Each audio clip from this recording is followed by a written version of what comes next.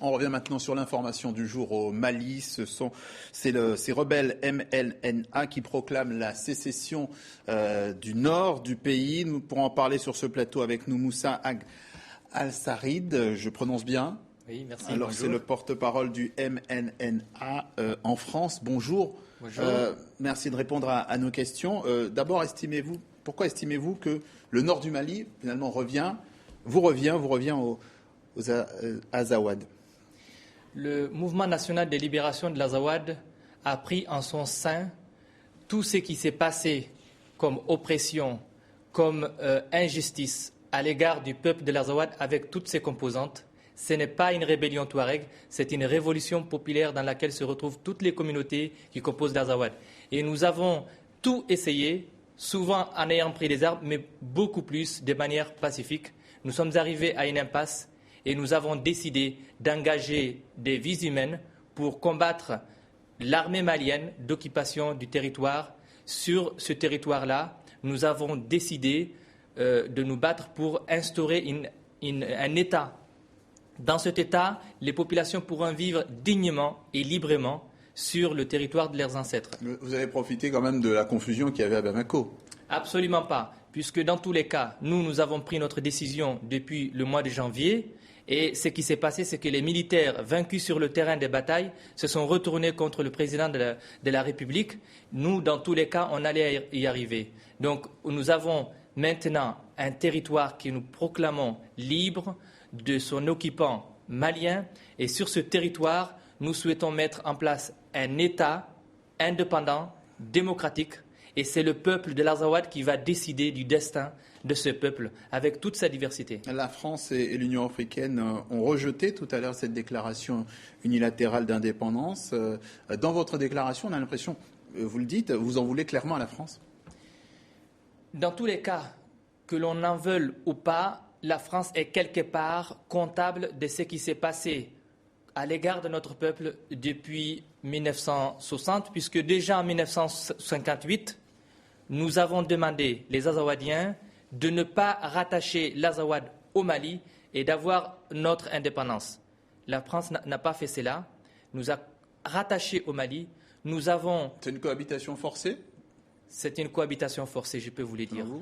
Parce que déjà en 1963, il y a eu une première rébellion, ainsi qu'en 1990 et en 2006. Il y a eu aussi des sécheresses, 1968, 1973 et 2010. Et à l'égard du peuple de l'Azawad, nous n'avons pas vu la présence vraiment des Français et de la communauté internationale lorsque nous mourons sous les balles du Mali, mais aussi sous les sécheresses. Vous n'avez pas l'intention de progresser vers le sud, vers Bamako? Absolument pas. Nous n'avons aucun objectif d'aller au-delà du territoire de l'Azawad, anciennement le nord du Mali, et notre frontière avec le Mali, c'est Douanza, pas au-delà. Et nous ne voulons surtout pas aussi déranger la stabilité des pays voisins.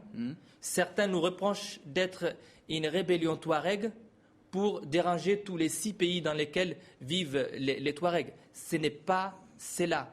Et ces Touaregs-là peuvent vivre dignement sur le territoire où ils sont, avec le pays dans lequel ils ont trouvé leur place. Qui détient les diplomates algériens enlevés hier? Moi, je ne peux pas vous dire, puisque ce n'est pas le MNLA. Nous venons juste de faire partir l'armée malienne et c'est maintenant que nous comptons faire face à tout ce que nous avons trouvé à l'intérieur de ces territoires. C'est dans la zone quand même qu'ils ont été enlevés, visiblement. Absolument. Ils ont été vous dites enlevés. Donc que vous n'avez rien à voir avec cette affaire.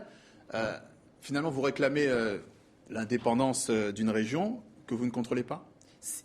Nous venons juste de prendre en possession ce territoire et maintenant, nous allons nous atteler, donc combattre tous les terroristes qui se sont installés avec la complicité de l'État du Mali et certains de ses alliés. Donc aujourd'hui, nous voulons assainir ces territoires. Et nous n'avons rien à voir avec les terroristes d'Al-Qaïda au Maghreb islamique. Ce sont des ennemis qui ont pris le peuple de l'Azawad en otage depuis plus de 10 ans. Et personne n'a pu venir à notre secours. Maintenant, nous avons décidé de prendre notre destin en main. Tout le monde finalement profite de la situation. D'une certaine manière, vous profitez de la confusion à Bamako. Vous vous dites maintenant que des rebelles d'Al-Qaïda aussi. Comment l'expliquez-vous? Il faut savoir que la situation était chaotique avant. C'est-à-dire qu'avec le régime d'Amadou Toumani Touré, la corruption, le laxisme à l'égard d'Al-Qaïda, et puis les islamistes qui sont en fait une invention de l'État malien et de ses alliés. Le Ansar Dine dont on parle tant, c'est une fabrication de toutes pièces. Parce que comment on peut concevoir que dans cette région-là, qui pratique un islam tolérant, modéré, qu'on arrive à avoir des gens qui vont vouloir imposer une pratique religieuse que la population ne souhaite pas. Oui. Merci Moussa Ag Assarid, porte-parole du MNLA en France, d'être passé donc par le journal de TV5 Monde. Nous suivrons ça évidemment avec attention. Merci à vous. Merci.